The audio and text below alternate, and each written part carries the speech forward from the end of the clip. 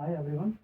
Today I'm going to teach you question number 6, exercise 8.1 of trigonometry. तो question दिया हुआ है कि if angle A and angle B are acute angles such that cos A equal to cos B, then show that angle A equal to angle B। ठीक है, तो इसमें क्या है कि एंगल जो A और B है वो एक्यूट एंगल्स हैं। ठीक है, तो इसके लिए हम पहले ड्रा कर देते हैं।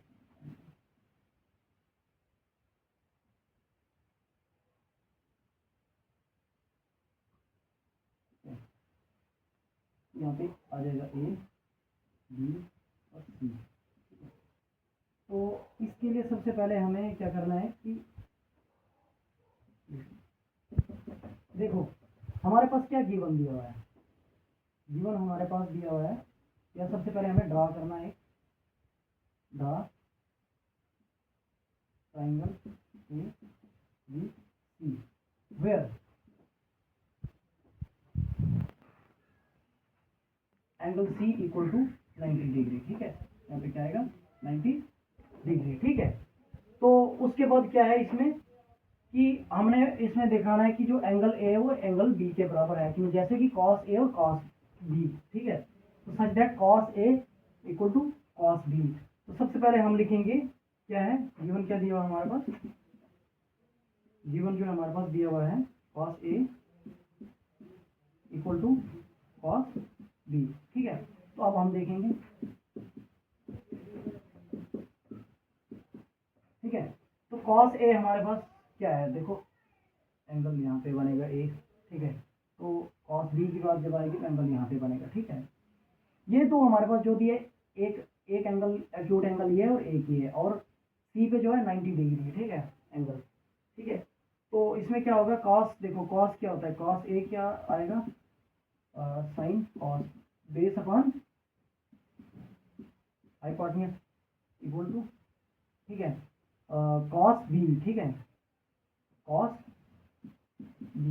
B ये भी क्या है बेस अपॉन हाइपोटेन्यूज। ठीक है, देखो यहाँ पे बेस क्या आएगी, जब यहाँ पे एंगल अगर A पे बनेगा तो बेस ये आएगी। ठीक है, cos A इक्वल टू क्या आ जाएगा, बेस क्या हमारे यहाँ पे AC अपॉन हाइपोटेन्यूज क्या हमारी AB। ठीक है, वैसे ही तो cos B में क्या आ जाएगा, cos B में क्या आएगा, cos B में बेस जो है हमारे पास क्या आएगा, बेस यहाँ पे ये बनेगा क्योंकि एंगल यहाँ पे बन रहा है, तो क्या आएगा बेस क्या है हमारे पास BC अपॉन हाइपोटेन्यूज यहाँ पे क्या बनेगा AB। ठीक है, देखो अब यहाँ पे cos जरूरत नहीं लिखने की। अब यहाँ पे क्या होगा कि जो डिनोमिनेटर में देखो ए बी आ रहा है और ये कट जाएगा। ठीक है, ए बी और ए बी कैंसिल हो जाएगा। देखो यहाँ पे क्या आ रहा है कि ए सी जो है वो इक्वल टू बी सी के, जैसे ए सी, ठीक है, ये किसके बराबर है, ये है बी सी के बराबर। ये जो दो है वो आ रहे हैं क्या, इक्वल आ रहे हैं। जब दो एंगल इक्वल आएंगे तो समझ के चलो कि जब दो एंगल इक्वल आते हैं और जो अपोजिट वाले एंगल होते हैं वो भी इक्वल होते हैं। अभी हमने क्या करना है फाइंड इसमें, देखो देखो ए सी, देखो ए सी, इसके अपोजिट में कौन सा एंगल बन रहा है, ए सी के अपोजिट में एंगल कौन सा बन रहा है B.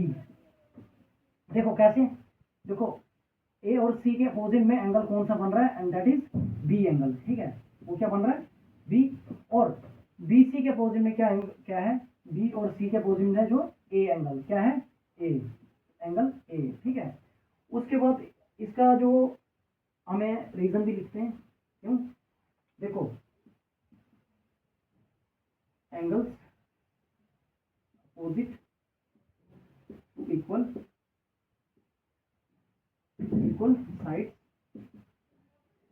sides in triangle R equal। ठीक है, तो यही आएगा इसमें। सबसे पहले हमारे पास क्या दिया हुआ, एंगल ए और बी जो है वो एक्यूट एंगल्स हैं। ठीक है, एंगल ए और बी क्या है, एक्यूट एंगल्स हैं। दैट cos ए जो है उसी तरह जो cos ए और cos जो है इक्वल टू है cos बी के। ठीक है, तो हमने शो करना है कि एंगल ए जो है वो बी के इक्वल है कि एंगल जो ये वाला एंगल है एंगल ए और एंगल बी जो है वो इक्वल है कि नहीं। ठीक है, तो फिर हमारे पास जो गिवन दिया था cos ए वो cos बी के बराबर, ठीक है। तो हमने लिखा कॉस ए जो होता है बेस अपॉन हाइपोटेन्यूज होता है, और कॉस बी जो है तो वो भी बेस अपॉन हाइपोटेन्यूज होता है, ठीक है। तो बेस जो था ए सी था और हाइपोटेन्यूज जो था ए बी था, और यहाँ पे कॉस बी में एंगल जब यहाँ पे बना तो वहाँ पे भी B C upon A B जो था आया, और ए बी और ए बी कैंसिल हो गया, डिनोमिनेटर में सेम थे तो ये कैंसिल हो गया, और ये क्या बचा, ए सी इक्वल टू बी सी। देखो ए सी के अपोजिट में मतलब कौन सा एंगल बन रहा है, ए सी के अपोजिट में जो है वो एंगल बी बन रहा है। देखो ए सी के अपोजिट में एंगल जो है बी, तो देखो ए सी एंगल जो था वो बी सी के इक्वल था, वैसे ही क्या आएगा, ए सी के अपोजिट में एंगल क्या बन रहा है, बी, और बी सी के, बी और सी के अपोजिट में कौन सा एंगल बन रहा है, एंगल ए, ठीक है। तो angle opposite to the equal sides in triangle are equals, ठीक है। तो यही था इस क्वेश्चन में फाइंड